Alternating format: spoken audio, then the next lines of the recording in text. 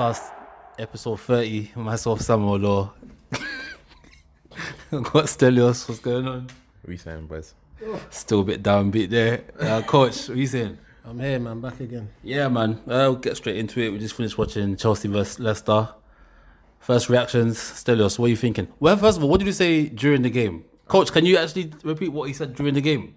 Oh, they got a really good team this season, and that was it really. And then 2 minutes later, what did he say? And 2 minutes later, he said, "Oh, what is it going to be 1-1?" Yeah. Probably. So what? Nah, that's not what was said. Oh, no. That's not what was said. Make sure you articulate it properly. Anyway, Chelsea, Leicester, 1-1. Obviously, Daniel's a Chelsea fan here, so. All right, we'll talk about the game first, and then I'll address your points. So, the game was disappointing to watch. It was disappointing to watch, mainly because of how we performed in midweek against Liverpool. I thought we done really well, even though my main concern wasn't appeased in that game, which is goals. And I think today that was evident too. So, we only scored the one goal from a mistake again. If it's not mistakes and it's a penalty, that's the type of goals we're scoring at the moment. We need convincing goals so that we're able to see offsides like Leicester. So you reckon you're lacking creativity, kind of? I think it's a mixture of both. I think the strikers need to do more, and I think there needs to be more chances created. I'm talking about scoreable opportunities, not half chances where you're expecting magic to happen. Like Coach said it fairly during the game, we don't have Hazard anymore. So like all of that, let's pass and hope for magic. Can't run this season, man. Like people need to step up and do bits. Coach, Mason Mount played. Last week, Stelios sang his praises. He's going to be in the England squad come the end of the season for the Euros. How do you reckon Mason Mount played today? I think it was a game of two halves for him. Like the first half, he did really well on the front foot, or getting loads of touches on the ball, etc., etc. And then second half, just like his teammates, to be fair, they were just under the cosh. And that's the difficult thing with someone like Mount coming into a club like Chelsea, first team, and playing even the likes of Leicester and stuff. You need the experienced players around you to help you when you're not getting on the ball too tough, etc., etc. Yeah, but I mean, he's playing with Kante in midfield to get the ball to him. He's playing with Kante, but that's what I'm saying. The experienced players got to help you in that situation. So when you're under the cosh, it's like, yo, bring it in here, do this. Right? You got the experienced players telling you what to do because they know how it is to handle pressure and whatnot. But I just think second half he just fizzled out. I didn't really see much of him in the second half. I think. Do you think 1-1 was a fair result? Even. I think Leicester had better chances than us. Yeah, I don't think it was. You can tell by Leicester City's players' body language. When they finished, Maddison was sitting on the floor with his two hands on his knees. You had another player that was flat out on his back and whatnot, because I think that they missed an opportunity to catch Chelsea cold. Like, this is probably one of the poorest Chelsea squads in a long time, and you want to catch them right now. Same as United caught them last week, but obviously United punished them with their chances. Leicester, they had chances, but they didn't finish. It was the final third, didn't it? Yeah, the decision making was poor. Perez and those guys. Perez, Tielemans, they missed the last pass. They weren't giving it up quick enough, and they just missed their chances at the end. Maddison skied that one. I think Maddison had a good second half though. He stepped up. He was about. He was causing issues for the back four. Obviously Abraham came on as well. What do you think about the abuse? First of all, from you, obviously you're a Chelsea fan. It was his own. It was Chelsea fans, from what I saw, that were getting onto Abraham. Obviously, how do you feel about that? You got a mix. A lot of fans that I know were like mad. He missed the penalty, but we go from here. Luckily it wasn't an important competition. It would have been Frank's first trophy, but Frank had to live with his decisions in that game, and we didn't win the game. So you can't put it on Tammy. Like, to be fair, in terms of negative abuse, I think every player gets that if they do something wrong. So it's a mix of both, and I've heard a mix of both. So who's your main striker? Well, he's got the number 9 shirt. That's the challenge. For you, who? For me, Batshuayi is ahead of all of them. I think Batshuayi should be starting. The guy went on loan to Dortmund, got 9 and 11 before he got injured. He went on loan to Valencia, didn't really work out, but then he went on loan to Palace, and they were unbeaten. And he scored in at least 5 or 6 goals for Palace. So for me, he's shown that he could do it in the Prem, as opposed to what Tammy done when he was on loan in the Prem. I think Tammy's still young.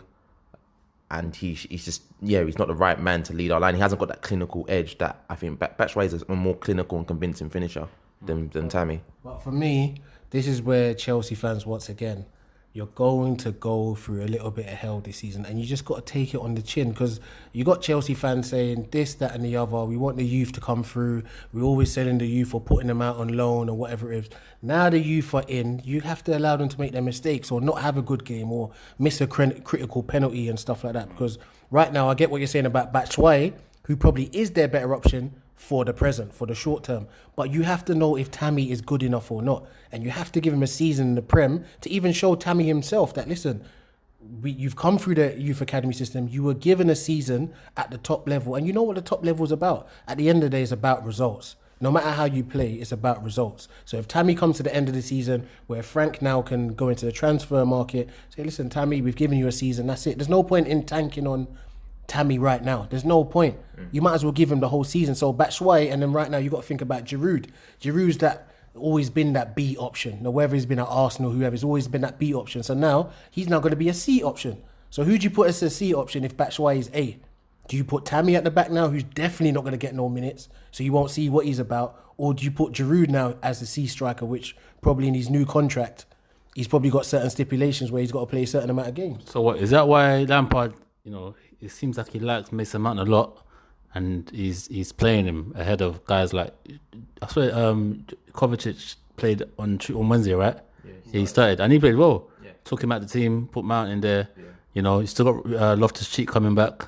Yeah. So what do you reckon? It's gonna. This is it. Like, Frank's got big problems, like in terms of selection, and funny, that leads us to the point. So when I said we have a good side for what I want us to achieve this season, in the sense that we've got a good base of players, like players that can become good, very good squad players in the future, and they're now given a chance to prove themselves. And when I say we got a good squad, you've got the likes of Loftus and Hudson-Odoi to come back, and then they're still battling for places with Pulisic, with Mason Mount. I'm not gonna put in Pedro and William because they're the older players that we're gonna usher out, obviously, in the next Chelsea.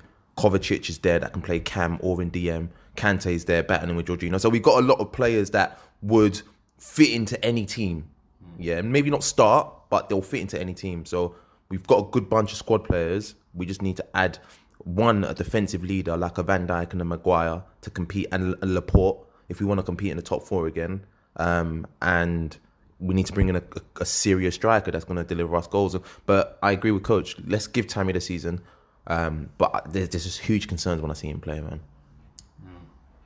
Yeah, man. All right, let's get off Chelsea. But before we get off Chelsea, Coach, you wanted to talk about Ashley Cole. He retired today. Legend, isn't it? I think everyone can say he's a legend. You feel me? For me, he's my top three left backs. He's number 3.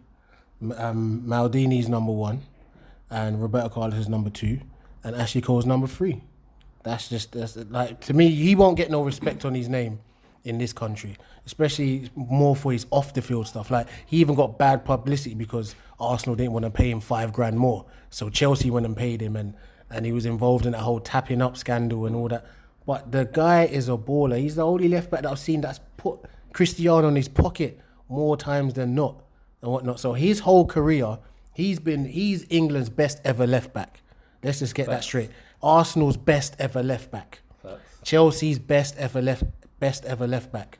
And that's what it is. So I think, listen, he's had a good career, but I think people need to put a bit more respect on his name. I hope that Chelsea give him a little bit of a send-off somewhere during the season and whatnot, because he's done a lot for that club. Yeah, man. What do you reckon of Cole? Obviously, he was at your club for a while, won a Champions League with you lot.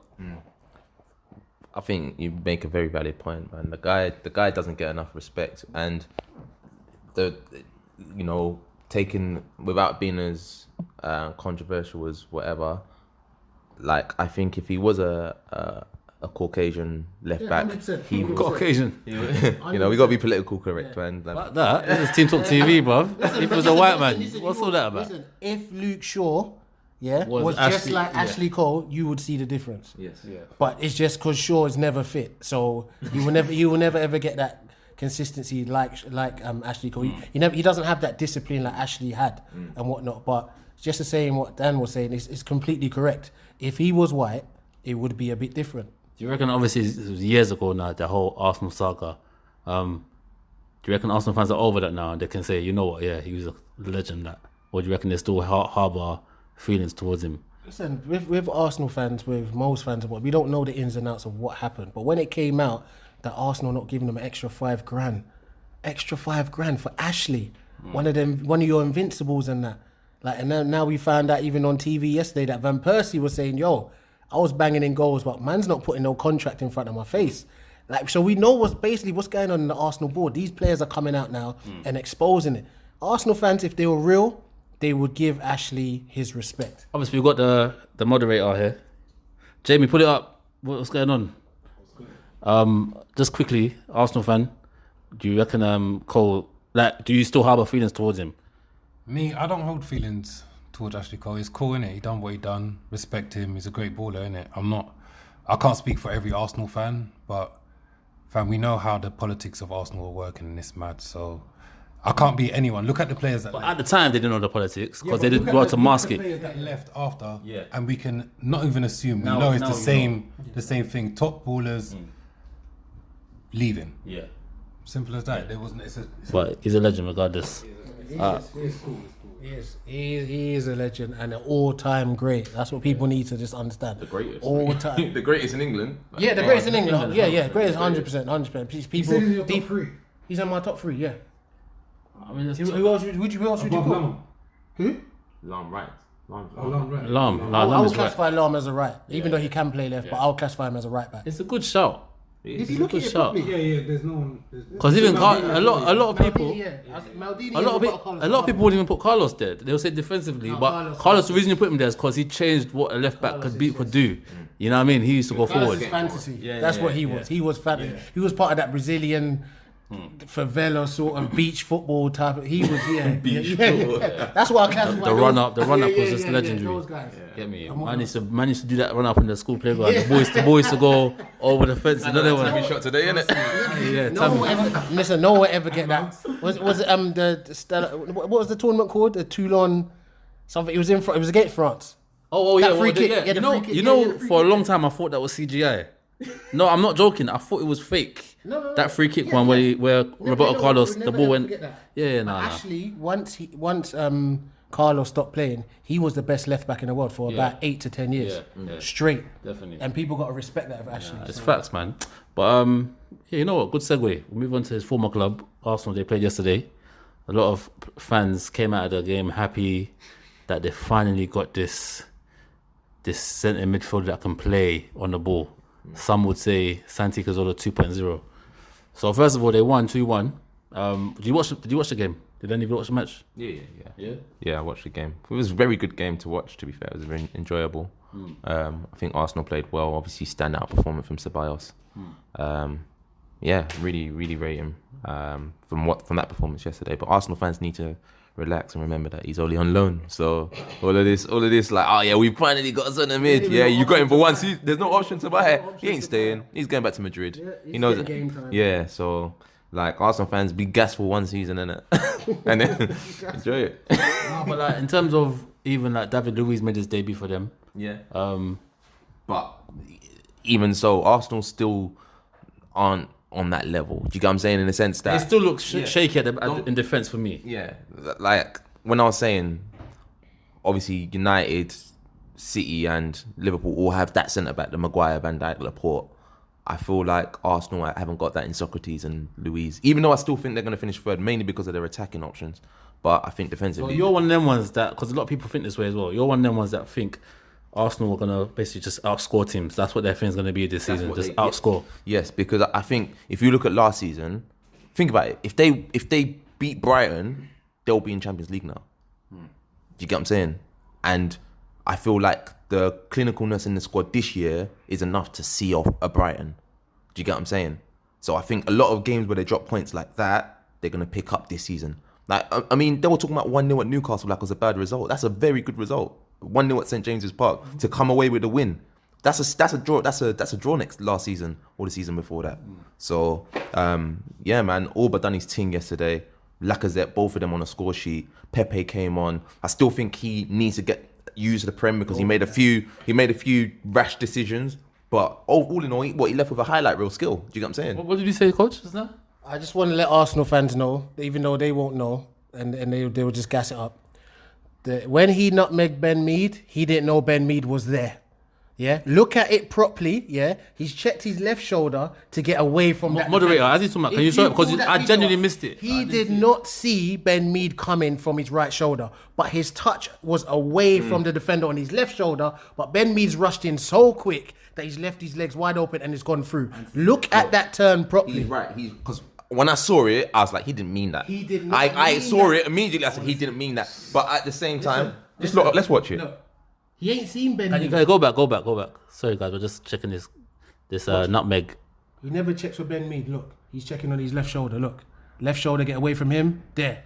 And Ben Mead, see? But it looks... Well, obviously it's technical, but it's still a great piece of skill. he's still thinking forward. He's got the ball and he's looking for He saw the goals. situation and he executed. Do you get what I'm saying? So But obviously with Pepe, like I said, with the new signs and stuff, we'll look at them at the end of the season. That's what he needs time to... Did you see the chance at the end where he could have took it on goal himself? yeah, when it was Aubameyang, the 2-on-1, you see what I'm saying? The passing to Aubameyang was poor.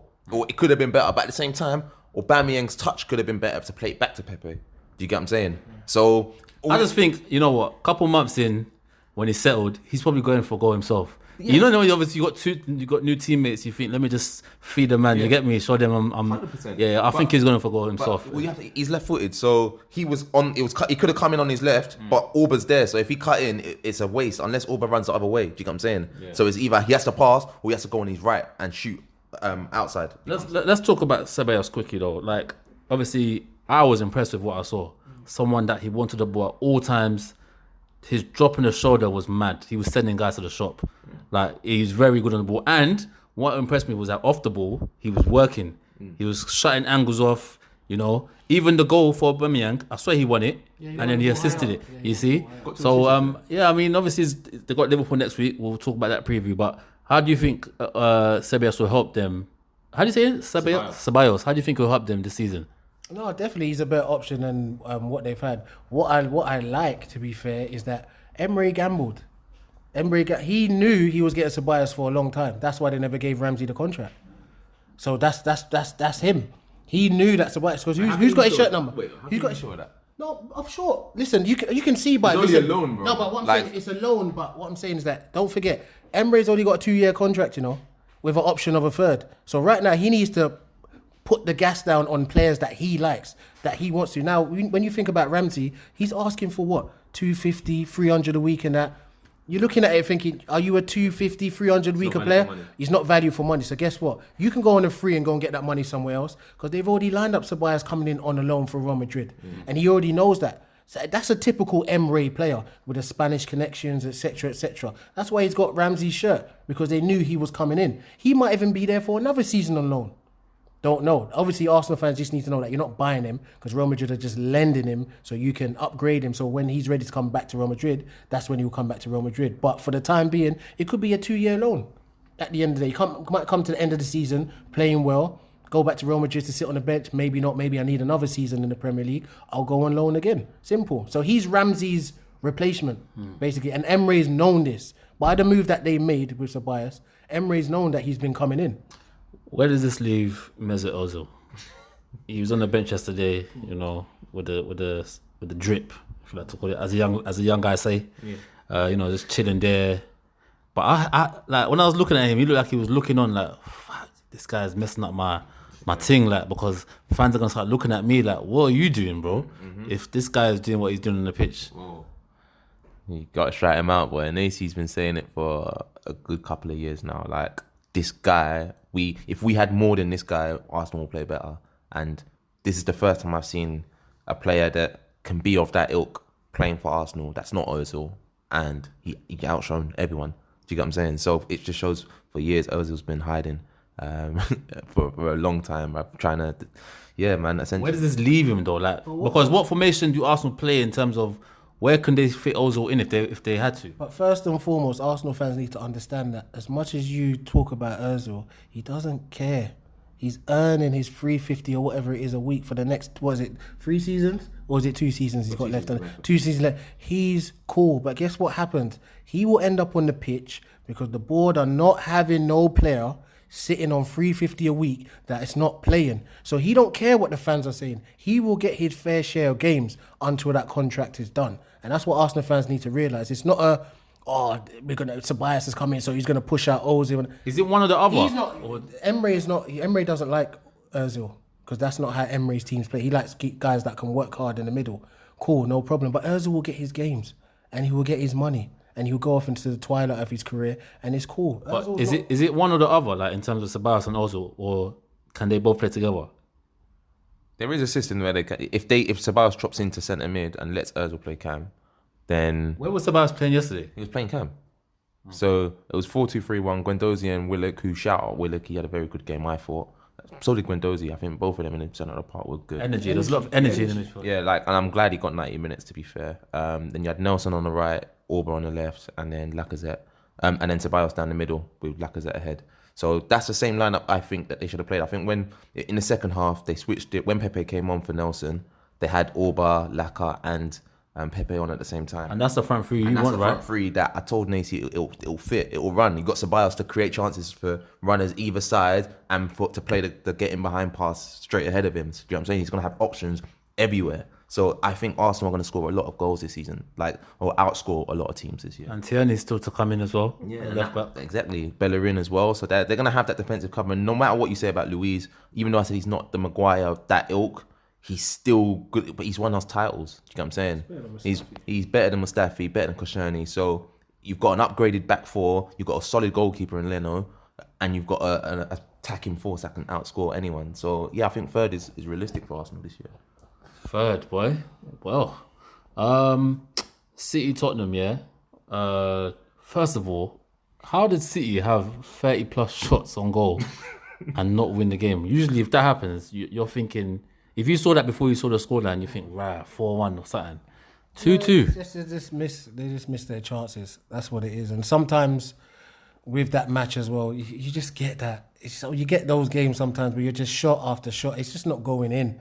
It's not going on. Winning. Yeah, exactly. Winning, but it's just things like that. You get those games sometimes. You get those games with the pretty Sterling, we spoke about him last week. We had that big debate. He scored again, more goals. Golden boot.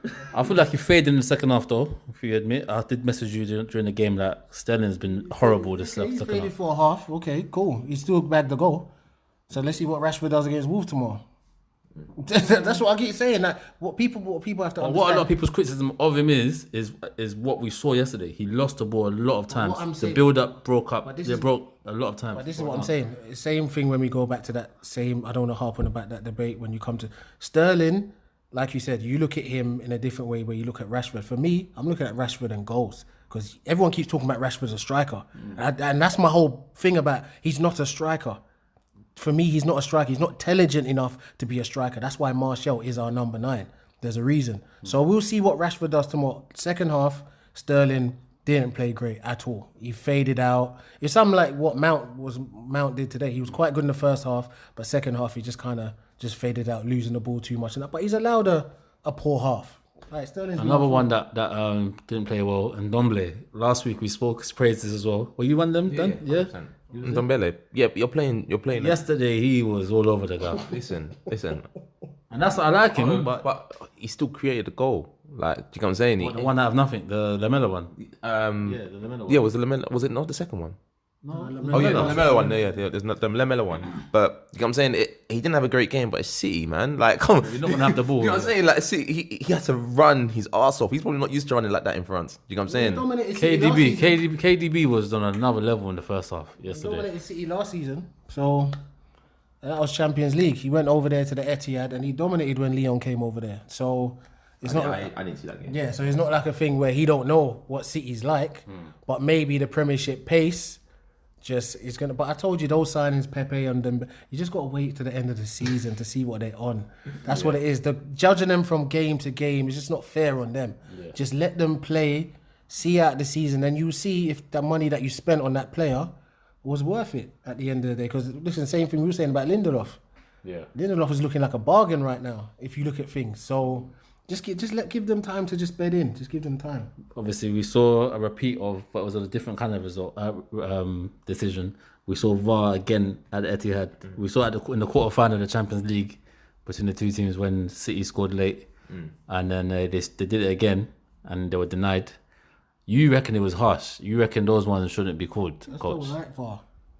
It's not for me. I just don't like trying to make football a perfect game with technology. There's certain technology that works, and there's certain technology that it's just the same thing. Like Dan said during the game, if VAR is there for offside goals, like if you play a through ball, the linesman keeps his flag down, he goes through, he scores, cool, let's check VAR to see if he was offside. If he was offside, then let's give the free kick. If he wasn't offside, cool, then the linesman hasn't made a mistake or he's put his flag up for no reason and whatnot. That's what I think VAR should be used for. Anything else, like that goal frustrated me to the max. But it was a handball though. No, listen, it frustrated me to the max for the fact that what even Ricky said earlier, that in terms of it gave an advantage to Jesus because he hit his hand and then went to thing.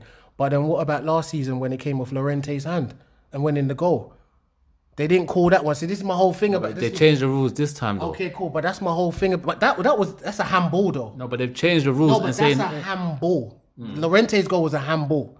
Whatever rule you want to say. They checked VAR for that goal though, and at the time they just couldn't see it, and that's why I think that much like when you look at goal line technology, like you said, black and white, it's like okay, if it's over the line, it's over the line. If it's not, it's not. Offside is the same in a way. Like obviously it's hard to get the angle, but if they have cameras in the right places, boom, they can check offside. Is he offside? He's not. Boom, goal, no goal. When it starts coming to all the technical things like handball, fouls in the box, and all of that stuff, like let the ref be responsible for that. Do you know what I'm saying? It's like it's a game. If he didn't see it, he didn't see it. If he sees it, he sees it. Like, and I think that will make it a level playing field for everyone. Do you get what I'm saying? Whereas if you start trying to, because then it's all opinion based. Do you know what I'm saying? The VAR decision is based on the opinion of the people in the VAR room. Do you get what I'm saying? Whereas if you just make it offside, black and white. And two reactions as well on that goal was number one, no Tottenham players appealed for handball. Cool. They didn't even see it, did they? They didn't appeal for handball. And then the second, and then that was going to say. The second reaction was Lloris asked the ref, "Oh, why was it disallowed?" Oh, handball. He started looking at where. I didn't see. I'm looking at everyone heading the ball. I didn't see no handball, but he just laughed, and that's a guy that's involved in the game. Even he had to laugh, like, "Wow, is that what it is?" But what it is now, what you're gonna end up doing is when people are scoring goals now, you're not gonna get no celebrations, the emotions, because right now, professional players, when you just gotta relax. Nobody come to me. Don't jump on me. Don't be on someone. Let's check VAR to see if that was a clear goal. But guess what? By the time you've checked VAR, you don't want to celebrate no more. Gone. Yeah. Now the crowd's getting up for it, but my celebration that I was gonna do, I can't do it now. It's too late, man. 5 minutes later, I can't just start doing. I can't do baby celebration. No, but you know what it is. It's like a Bambi got to do the flip after VAR. No, but you know what it is. Do you know what it's like, yeah? Like, you remember wrestling, yeah? You know, like when the like, let's say Stone Cold beats The Rock, yeah? He's a goodie, and then Vince McMahon will come out and say, technically, we have to restart the match because of some bullshit rule. Basically coming at the end and saying, nah. It's basically like that. Now, like, I think City celebrated, and then after everyone was celebrating, I was going mad thinking, Tottenham messed it up. And the next thing you know, ref's got the hand to his ear. Yeah, hold on, I've had word from VAR. Like, it's funny. I think it adds controversy, man. I like VAR, because I think at the end of the day, you get the right decision. But it's just, you got to remember, it's referees that are making the decisions. That's what the issue is. But this is the problem. And it doesn't matter if you have VAR or not. You're going to get decisions your way during the season, and you're going to get decisions against you. That's just how football is. All levels of football is just like that. It just works its way during the season and whatnot. That's what I said. I'm sure a lot of lower table teams would disagree. Okay, cool. But this is what I'm saying. If you're doing VAR to satisfy them, because they all had to vote in at the end of the day. Yeah, and that's my thing. They all voted in. Man United didn't vote in. I think it was 2 other clubs that didn't vote in, but the rest voted it in. So cool. Everyone's just gonna have to deal with it. But at the same time, you're talking about those teams down there. When it gets to the last day of the season, last 2 games, when you think you've got out of the relegation zone because you've got something, and then that sort of goal puts you back in the relegation zone, then you're going to feel it then. But that's just how football is anyway. It's going to sway both ways. But it is what it is. That's the rule now. Yeah. Everyone's got to play. Exactly. They're not in the rules. Yeah. They've all been given the rules at the start of the season. You have to deal with it. Quickly before we move on from that. Well, we have moved on from that, but Arsenal, Liverpool, quickly, what's your predictions of that? Because Liverpool won 2-1 against Southampton. You know, Where is it? Anfield. it's at Anfield, right? Yeah. Yeah, It's at Anfield. It will be a good test to see where. Because for me personally, Liverpool have looked quite human to me. So at the start, This is it. I'm not saying they're not gonna go another level, but they haven't really started. That their preseason was poor, and then Yeah, like they haven't looked their top form. Still winning. in the last 2 Yeah, but that's what I was gonna say. Like if you see Mane yesterday, that goal, honestly, I was just like, this guy is fantastic, man. What a player! Like, and Salah can do that on his day. So even though they have had a poor start, that game against Arsenal is so hard to call. But I'm still gonna go with Arsenal with a draw. Sorry, I think Arsenal are gonna nick a point, just because they can both match each other for scoring. I think team-wise. Well, I think it's going to come down to the front three of both teams. Whose front three is going to be more potent? Because in the midfield, I think they even each other out. I don't think there's no midfield player that stands out more than Ceballos, arguably, some people might say he's the one that they're expecting to do well. Let's just calm down with that Ceballos stuff. Firmino can create as well. Like, you saw him when he came on against Chelsea. Like, 1 half, boom, 2 goals created. Like, he's different as well. It'll be down to the front three. Yeah. It'll be Pepe, Aubameyang, and Lacazette versus Salah, Firmino, and Mane. Who's going to be more potent up front? Who's going to finish their chances? It's at Anfield though, man. Like, that's the reason why I don't think Arsenal can win, because I think even if Arsenal go 2-0 up, Liverpool will come back. Do you get what I'm saying? So I think they just match each other for scoring, but Arsenal won't leave with a loss. I don't think. Well, what I'm going to be interested to see if Arsenal, and hopefully, well, Arsenal fans will see if they're going to be interested, is the intensity of an away performance at a big club. That's what I think Arsenal fans need to be looking at. Not necessarily the result, cool, but let's see if our players are up for this. Like Anfield, crowds on your back, they're like the 12th man and whatnot. Let's see how our players respond. Do they go up in their little shell because they're not at the Emirates and it's not sunny and it's not a big pitch against? But let's see what you're like on a tight pitch with a crowd on your back yelling all sorts at you. Let's see who the real players are. So bias and all that. Let's see what your attitude is like against. Do you reckon Emery will go with the energy again in midfield? Willock and I think Guendouzi? Torreira will come in. I don't think they'll have. I don't think they'll against Burnley. You can have Ceballos, Guendouzi, and Willock. I think you can get away with that, especially with the home crowd.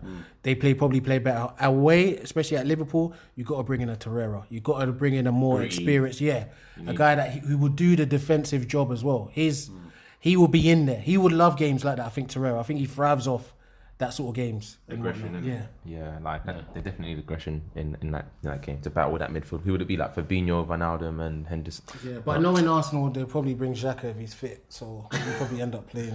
That'll be a poor choice. A lot of young players. I saw something on BT Sports the other day when I was watching the game. They said this season has been the kind of the highest highest amount of young players in the Premier League starting. And in the top 6 also, 15 out of the top 6 now, young players starting. So what's brought this on, do you reckon?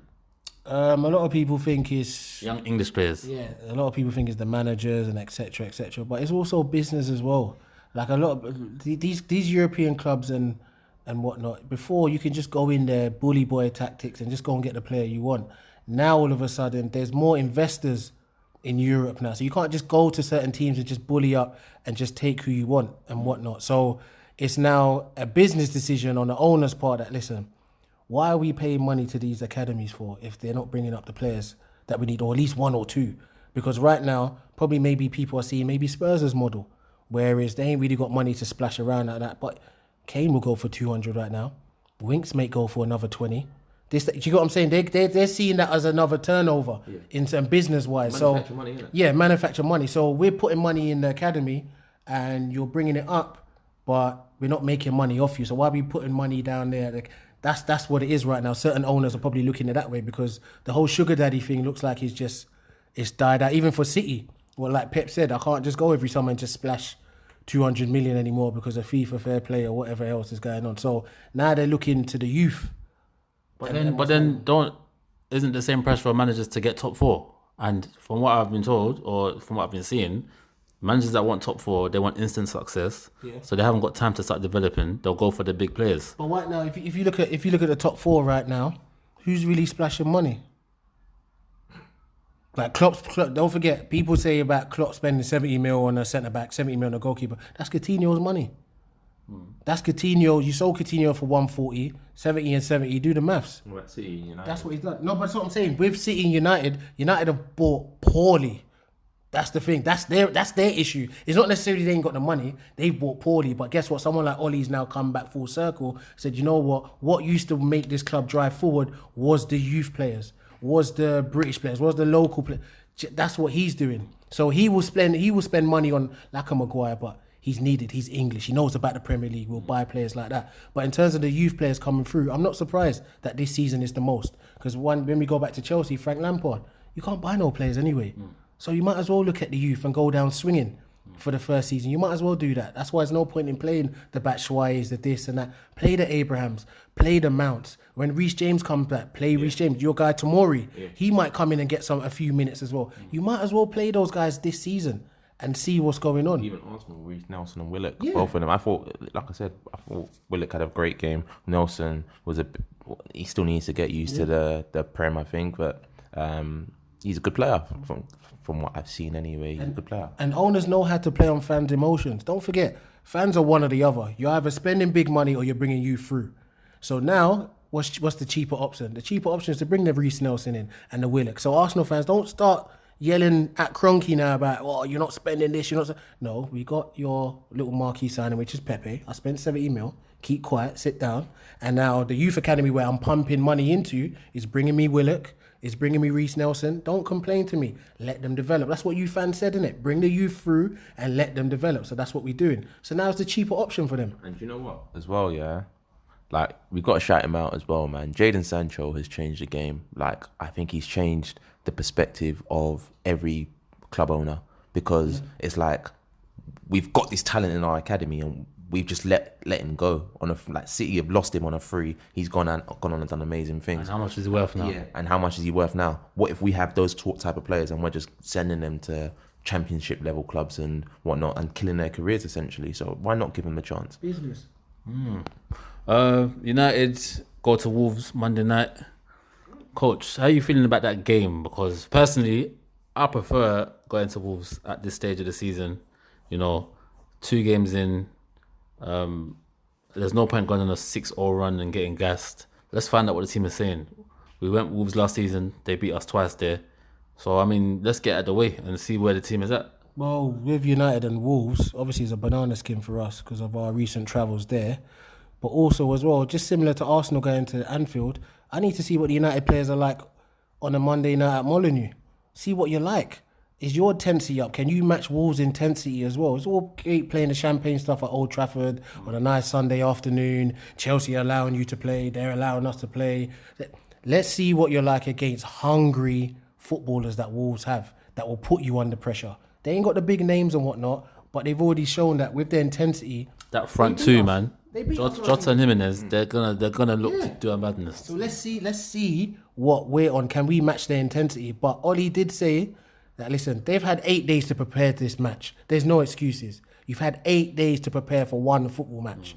And it's Wolves. Supposedly, they're still going through pre-season stuff. Ollie said that they're looking to, the 8 days that they've been off, they've been looking to mess them up in terms of fitness. Okay, that's good. Get that fitness working. Listen, they probably had the first couple of days off because they knew they had a Monday night game. And after that, it's time to get to work for the next 5 or 6 days. But there's no excuses. I expect a performance tomorrow. I expect work rate tomorrow. And we'll see. Yeah, and even just to touch on Wolves again, they added Cotronas. That's another player I want to see. He was highly rated at AC Milan, young striker. I ain't seen him play, but very good striker from what I hear. So they can add that to their arsenal. I think it's going to be a very, very tough game, but I just trust United, man. I think Martial's going to get the goal as well. I think, Martial's going to have a good season. So the backline for me, I'm at ease now because it's Wan-Bissaka, Maguire, Lindelof and Shaw. A lot of the times, even there last season, Fred loses the ball. There's no one covering him. It was just a mess last season. Well, we just hope that Traore is not playing right wing, boy, because, boy... Traore's whack, man. Traore is whack. But what I'm saying, I'm talking about our left back is what I'm trying to say. Traore going up against our left back is problems. Not that Traore is anything special.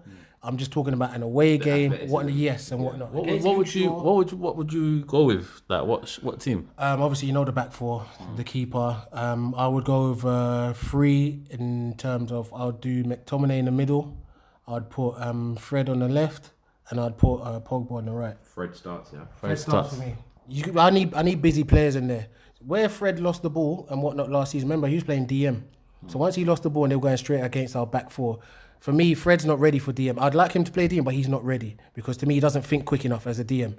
But the energy that he can give as well, I like his energy. So him being the pivot from McTominay and Pogba being the pivot on the right side from McTominay, I think will make us a bit more solid. Front three?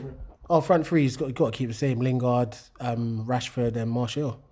He's got to do that. I would put James on, I think James will stretch because what's going to happen tomorrow, I reckon Wolves are going to, pin us back and Wolves are going to have the ball, believe it or not. We're not going to have possession. Yeah, but I think with James as an outlet, they're going to have to worry about that. I don't think you play that outlet football with Wolves, though, because they play 5 at the back. Yeah. So Reece James, Daniel James, whatever his name is, he'll be on a wing, yeah, but he's gone up against Doherty or Ronnie, I think the other guy is. They're too wide wing backs essentially, so he's gonna keep tracking back. He's gonna have to keep tracking back, otherwise the fullbacks are just gonna run off him. James is a 20-minute man right now. So he's a 20-minute man. Daniel James right now. Just bring him on, whether we're winning or losing. Bring him on with 20 minutes to go. Just filter him in at the end of the day. Don't push him too much. Starting against Wolves and all that sort of stuff. Just let Lingard, who's supposed to be the seasoned professional at United, one of the elder statesmen, let's see if he sets the tone. If he doesn't set the tone, then bring Daniel James on. Sanchez is reported to be leaving to Inter Milan, or Inter Milan want him. I don't think have they made the offer? No. It's not official. The representatives are in England. How do you feel about Sanchez? I'm going to tell you where I sit, yeah. We've lost Lukaku, and I don't mind that because I feel like the style of play in terms of attack is better. Yeah, Lukaku is too much of a focal point. I'm not going to get into that. But I feel like with that fluidity, Sanchez will play better in that team. Yeah. That's what I feel. I feel like getting rid of him now, I know obviously how much he's on and stuff like that, but it's a risk to get rid of him now because then you're really dependent on the youngsters. Whereas him, he's been there, done that. And like I said, I feel like he's got something to bring to this team. And people, can I just explain something even before we go into there about Sanchez? People need to get off this whole how much he's earning and whatnot. Because at the end of the day, he's earning that much because you have to pay no transfer fee. That's why he's earning that much. Like people, but by him earning that has created other players to want more as well. Business. Bale's on 600 grand a week. Are we going to start saying Bale's a 600 grand player? No. And Zidane will tell you that right now. At the end of the day, but whatever money he's only on that money because we didn't have to pay a transfer fee. So people need to stop with this whole he's earning this much, so he should be this. We know what Sanchez is. Sanchez is in the category of Hazard. He's them players. He's not the top echelon of player.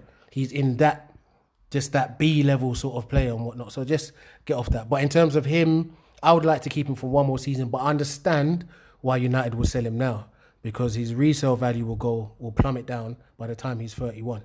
If Inter come now and buy him now, they probably give up more money. They can get him off the wage bill and whatnot, which means I know what player that we're going to go for next. Who's that? Jadon Sancho. That's what we're going to go through next. And even what the Dortmund guy said the other day lets me know we're going for Sancho. Because he said, a CEO rang me in April saying, it's from a super club, wanted to put super money down, saying, is Sancho available? He said, no, he's not available. And he just put the phone down. And you didn't hear from that guy again. So that means that number 7 shirt is going to be vacant. And we all know Ollie's trying to go for all the best British players that are available. And he will go for Sancho. We've had a problem with the right wing for how many years? He will go for Sancho. That will be number 1 on his wish list next summer. Boy.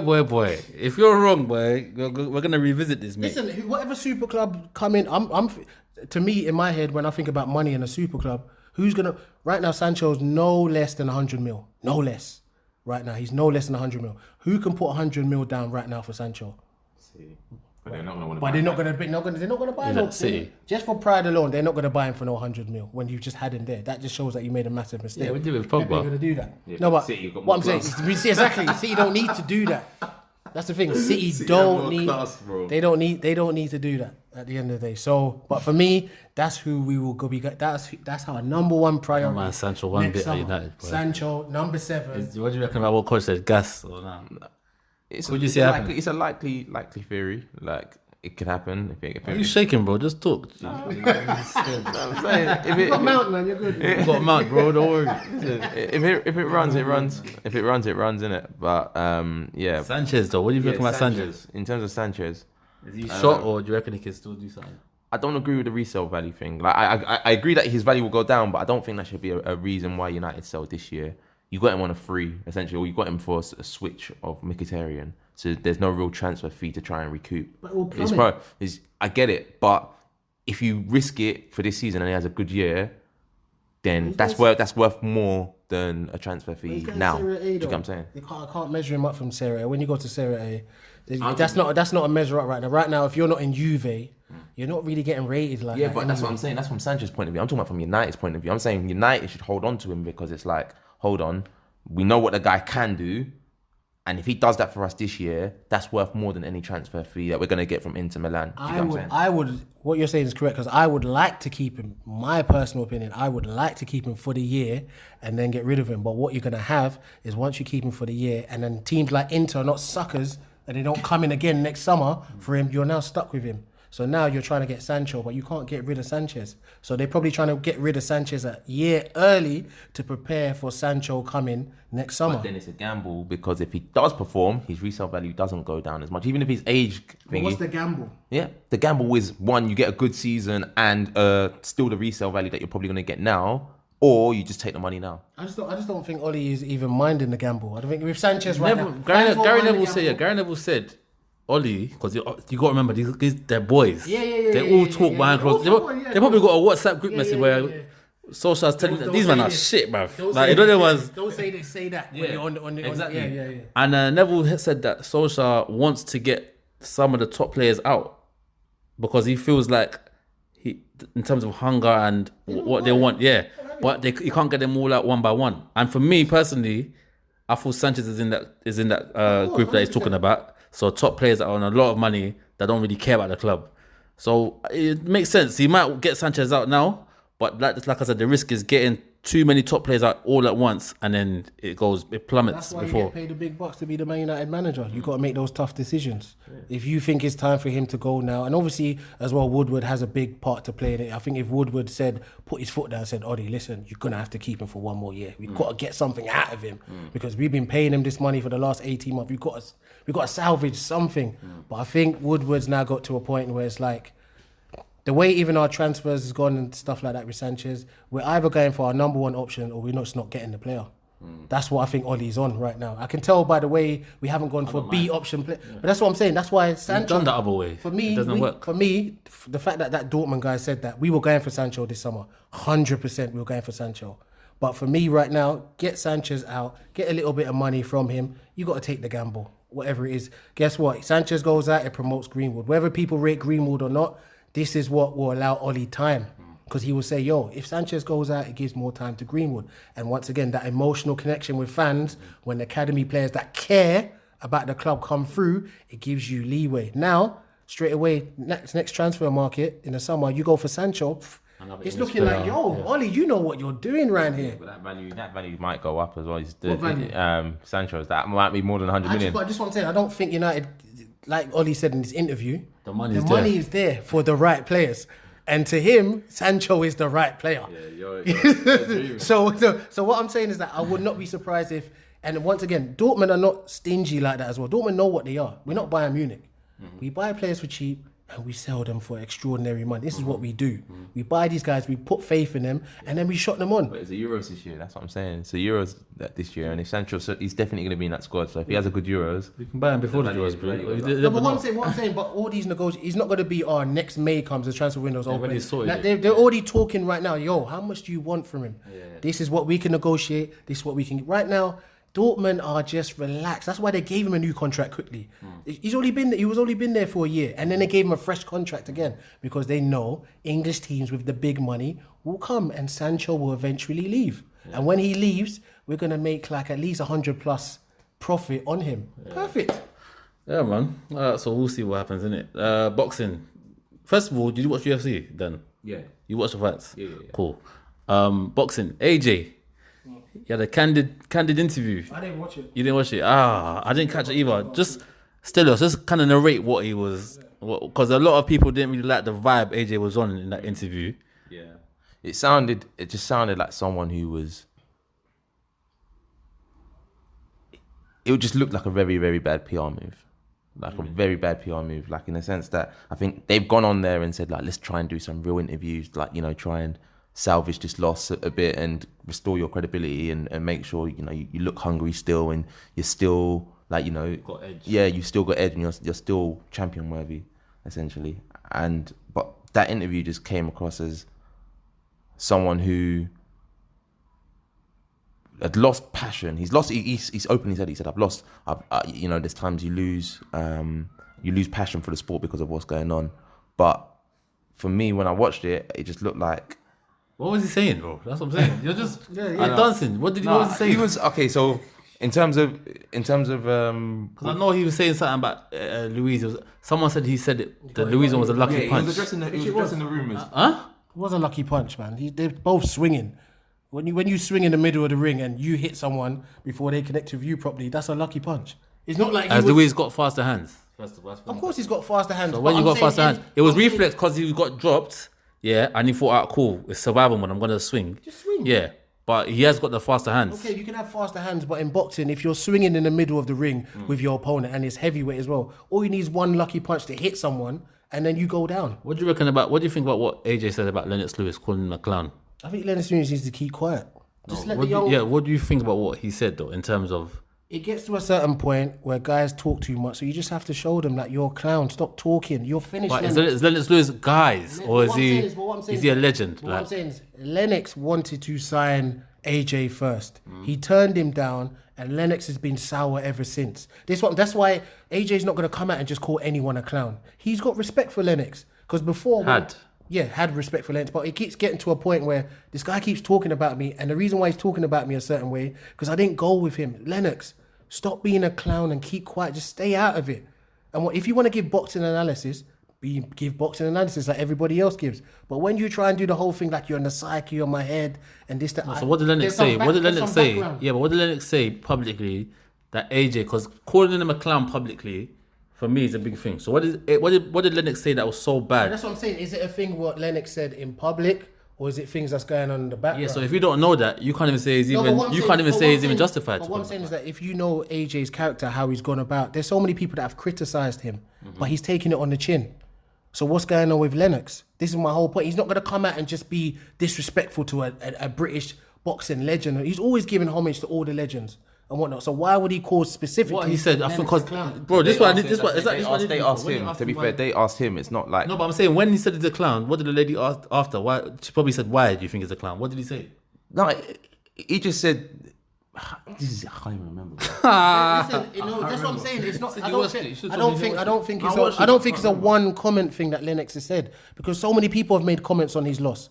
Oh, he wasn't there. I think it's accumulated of something. What he said, yeah, that's what it's coming back now. Because when she asked him, she was like, "Oh, but Lennox is a legend. This he's doing his legacy." AJ said, "So am I. I don't hate on the ones that are coming up under me. Yeah. I put my arm around them and I promote them. Blah blah blah." Is he trying to hint that Lennox is not bringing, or he's not kind of supporting the young ones? Lennox tried to sign AJ and he couldn't sign him, and he's still sour now. That's all it is. That's all it is. And what it is with AJ, if you didn't sign me, just keep quiet.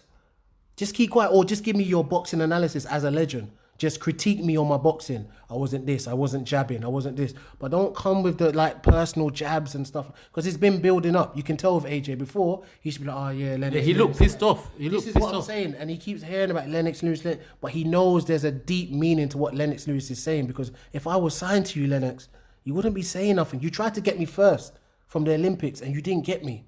Oh, another thing, Spencer Fearon, he FaceTimed Lennox, but then he also said that after the Klitschko fight, Lennox tried to come through to the changing room to congratulate him, and they stopped him at the door like, bro, yeah, me can't come in, boy. So if since then he's probably thinking, right, is this how you're doing me, AJ? I know you, AJ, small AJ. But what I'm saying is that that's the whole thing. So something must have happened in the background where it's like, now I beat Klitschko, you want to come to my dressing room now. But before that, it was this, it was that. You don't know what's going on in the background. But I know from AJ's character and what he's shown us, he don't just spaz out at just anyone. And a legend as well in Lennox Lewis. You're not talking about any boxer. This is a legend in British boxing. So there was obviously something going on in the background. Cool. One thing I was going to ask you, what do you think about his coaching situation? McCracken. Yeah. I think AJ's being too loyal. Sometimes you can be like that. You can be loyal, but sometimes you can be too loyal. So this is why I was saying I feel like he was being a bit like just fake, if you like. If I'm going to use the word straight up, he was being fake. Like, so when they asked him about changing up his coach, he was like, these guys don't understand loyalty. This is that. You've got three options. You either get rid of who you've got. Get rid of everyone and switch it up and bring someone else in. You either stay with what you got, or you add to it, to try and make yourself stronger. What he's basically saying is, I don't think I'm getting enough from my coach and I need more. But he didn't want to, he's trying to stay, like, keep that loyal image. And you know what I'm saying? Like, because she outright asked him, she's like, so what, are you going to get rid of him? She's like, I think we should use a second option and add to what we've got. Why don't you just Amir Khan started? You said all this, and then in the end, he started. And then, like, also, they're asking about the rumours. How are you feeling? You didn't look the same when you were walking to the ring. And he was just trying to shrug it. He was like, it's because I'm relaxed. I don't look at boxing the way everyone else looks at boxing. I look at it as for the sport, and I don't really care about what other people think. But then two sentences down the line, you're saying, oh, yeah, but people don't want me to fight Ruiz. Like, why? I thought you don't care about what the people want. But the problem is with AJ, AJ's in a no-win situation.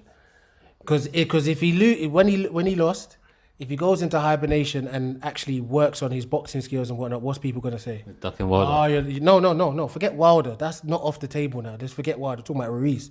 Once he lost to Ruiz, once he lost. Yes, and he went, and not hiding, but he went blackout. No talking, no interviews, no nothing. Went to study his craft. What would everybody say?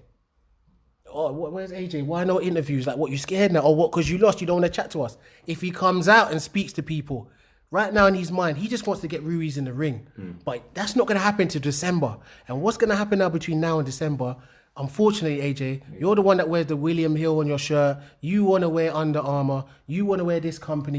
So you have to do the interviews. So it's either you tell Eddie Hearn that, listen, all this William Hill and all that all these extra interviews, I don't want to do them no more. I want to focus on my craft. I want to get Ruiz in the wing and I want to batter him. That's what I want to do, because now I'm laser focusing him. But he's still doing these. But he's still not set up like that, and obviously and that's the whole point. But what I'm saying is that this is what happens when the business interferes with the boxing, because you still got obligations. You might have signed a deal with William Hill for 2 years that, listen, when we need an interview, bruv, you need to pop up.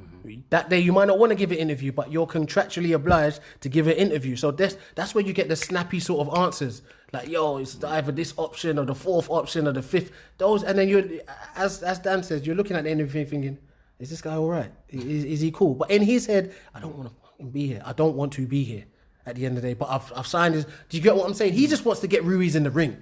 That's how I sense him from listening to him. And he's just getting snappy with people. Do you get what I'm saying? He's just like, yo, you guys are, okay, I just want to get this guy in the ring so I can show you guys that, yo, that was a lucky punch, I'm just letting you guys know, this Ruiz guys that you guys keep talking, yo, let me get him in the ring and I'll show you that was a lucky punch. Because now I'm focused on him. There's no, if you beat Ruiz, what about what? There's none of that talk no more. He said the first time he met Ruiz was 1 week, the week after the press, or before the press conference or something like that. Like, I mean, people obviously have different opinions. Some people might say he's just literally comes down to his true colours are coming out now, because, do you know what I'm saying?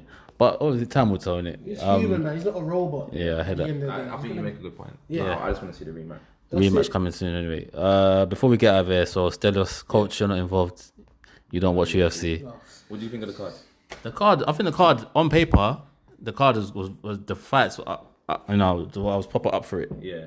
What was your favorite fight? My favorite fight was Romero Costa, man. That fight. Even during the weigh-in, as I was looking at each other, I said, "This is going to be a shootout, basically," and it was. It was fight of the night. Like, do you agree with the decision though? They gave Costa the unanimous decision. He won 2 of the 3 rounds though. Which one? First and third, second and third. Wait, first and second. Yeah, I thought he won first and second. But the first wasn't as clear. Like he was more active. I know Romero was on the back, but that's what I'm saying. they even took him down. He took him out late, but he sprawled. He sprawled when Romero tried to take him down in the first round as well. He was active. He was the aggressor. Do you get what I'm saying? He was the aggressor throughout the whole fight. To be fair, the third round was clean, Romero. But I think that was the cleanest round. Yeah. No one that Costa didn't win a clean round. They both knocked each other down. Yeah, but I just think you have to give the second to Santos because he was. Yeah, Santos got the second. Costa got the second. Yeah, to Costa because he was the aggressor. Do you get what I'm saying? So where does this leave Romero then? He's good, man. But he hasn't got that money yet. That 27 mil, that payout. He hasn't got it. But I'm saying, where does it leave? Waiting for that to come, man. Like, listen, he's gonna drop. Obviously, I think this puts Costa second. No, because okay. So Adesanya's first right now. Yeah. And then you see, he's called him out. He said, "Bring that skinny prick." Skinny clown, Adesanya. Yeah. I can't believe Adesanya's that weight class. I was saying to Ricky, who was watching that, I said, "How is this the same weight class?" No, the guy's massive, bro. Yeah, I know. And that's the thing. He comes into fight a lot heavier than obviously. What is it? He came 186 yesterday. Okay, but I mean, he shreds anything. But I think it's an endurability thing because when I look at the fight against Romero. He looked tired towards the end of the second and in the third. And Adesanya, he can go for 3 rounds clean. He can go for 5 rounds clean. So yeah, man. I think Costa will probably be aggressive against Adesanya, but Adesanya's smart. He'll keep his distance, keep his range. He will make sure he don't get caught with a big shot. He's got a big fight before that anyway, because he's got Whittaker. That's the title. Yeah, that's the title. If he wins that, what's that? 2 Nigerian champions. Yeah. You know what I mean? Do you think he beats Whittaker? I think he beats Whittaker. I've got faith. I know Whittaker's a solid fighter, but Whittaker's been inactive. He comes from the injury. He hasn't had a warm-up fight. It's the right time for Adesanya to have this fight, and hopefully he wins it because I do want to see. There was another Nigerian in the card yesterday, Sadiq Yusuf. Yeah, he won as well. Yeah, he won his fight as well. That was a decent fight. I didn't think it was. Nick Diaz. What do you reckon? Nick, 3 years out, he came off. Obviously, he had the first and second fight with Conor. Do you get me? I like he came back. All of his fights are just bloody aggressive. He don't give a shit. He's a fighter. His fights are always exciting. And I thought it was a good fight as well yesterday. Good win for him. He called out Masvidal. Yeah. At the end as well. Yeah. To be fair, I haven't even seen Masvidal fight before. I haven't seen him fight. You haven't seen the knee to Askren? I haven't seen. Oh yeah, of course. Was that him? I don't think I should be talking to this guy about MMA. Hey, I love this guy's just messing. You see what happens when you know what I mean? No. Oh, Masvidal. That was one that knocked out Askren. Yeah, I didn't. And he fought Darren Till. I didn't see the Darren Till fight. See, that's what I'm saying. I've seen I think Nate should have called out Colby Covington. That's the fight I wanted to see. I want to see Colby Covington. I never see Daniel Cormier. Yeah. Miocic. So he's done now. I think. What, DC? It looked like he was done. He said, I'm going to speak to my wife, blah blah blah. But that always Bones fight though. He said that at the end of the Bones fight. Yeah, I think I've lost my will for fighting and whatnot. But he went after that and beat me. I'm happy that for some reason I knew that if Cormier wins, he's going to retire either way. He probably was going to retire anyway on top. Yeah.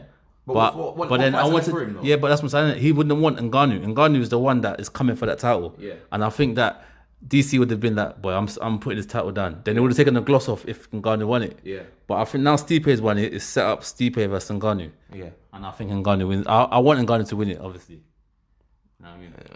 But they lost. Stipe is not as Stipe beat him before though. Yeah, but Ngannou was fresh, man. He wasn't. You get me? Now I think Ngannou will beat him.